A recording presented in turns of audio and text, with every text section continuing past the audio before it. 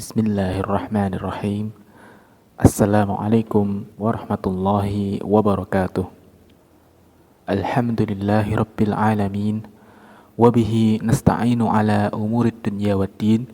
Wassalatu wassalamu ala ashrafil anbiya'i wal mursalin, Sayyidina wa maulana Muhammadin wa ala alihi wa sahbihi ajma'in, amma ba'd.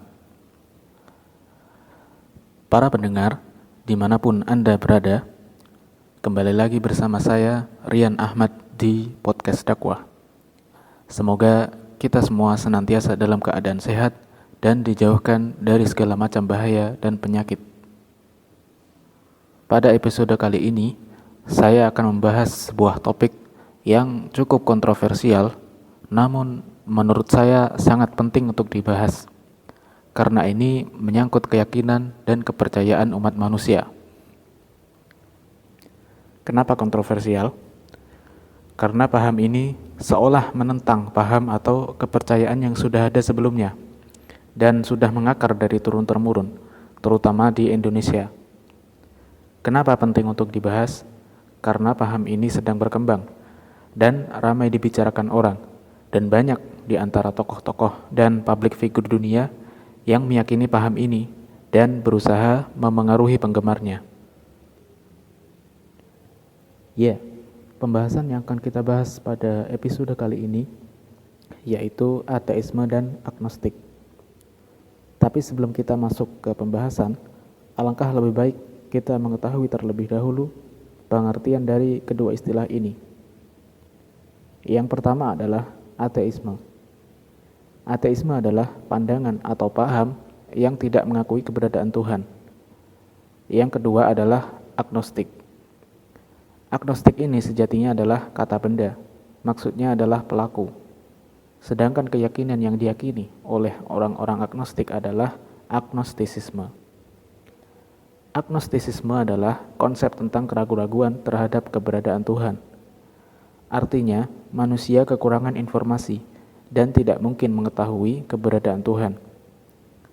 Kalaupun mereka ini mengakui keberadaan Tuhan, mereka tidak akan mengakui adanya agama, atau mereka akan menganggap semua agama itu sama. Artinya, agama itu tidak penting. Setelah kita mengetahui pengertian dari kedua istilah tadi, sekarang kita akan membahas tentang konsep ketuhanan. Apa yang dimaksud dengan Tuhan? Tuhan adalah entitas atau zat yang bersifat maha, artinya adalah sangat atau paling.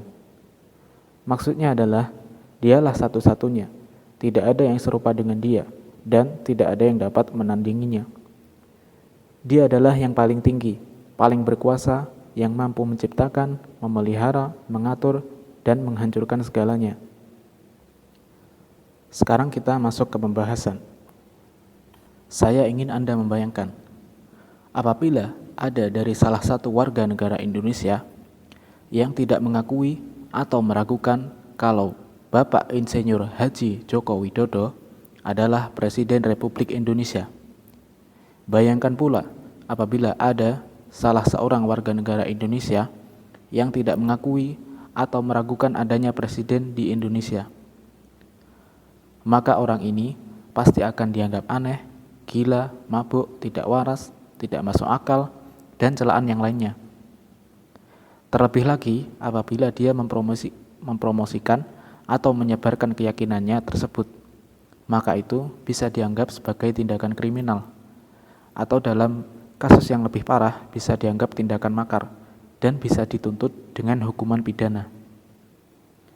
Nah, sekarang bayangkan apabila ada seseorang yang tidak mengakui atau meragukan tentang adanya entitas yang telah menciptakan alam semesta ini beserta isinya, yang di dalamnya ada bumi, bulan, matahari, planet-planet, tata surya, dan galaksi. Entitas tersebut jugalah yang menciptakan kehidupan di dalamnya, memelihara ekosistem di dalamnya, dan yang mampu untuk menghancurkannya kalau dia mau. Yang mana entitas tersebut biasa dikenal dengan sebutan Tuhan. Maka secara logika, ini jauh lebih aneh dan tidak masuk akal dibanding hanya sekadar tidak mengakui atau meragukan adanya presiden di Indonesia. Padahal entitas tersebut juga yang telah menciptakan dirinya, akal pikirannya, panca inderanya, anggota tubuhnya, organ-organ di dalamnya, dan meniupkan roh kepadanya, dan menjadikan itu semua berfungsi dengan baik dan berjalan sesuai dengan tugasnya, sehingga dia dapat berjalan di muka bumi ini untuk mencari kehidupan yang layak, dan dia tidak perlu membayar sepeser pun untuk mendapatkan semua itu. Kembali ke pembahasan. Seperti yang sudah dijelaskan di awal, kalau orang-orang ateis dan agnostik tidak mempercayai atau meragukan keberadaan Tuhan karena mereka menganggap bahwa segala sesuatu yang tidak dapat dibuktikan dengan nalar dan akal sehat manusia, maka sesuatu tersebut tidaklah ada atau nyata. Sedangkan keberadaan Tuhan, menurut mereka, tidak bisa dibuktikan wujudnya dengan akal atau panca indera.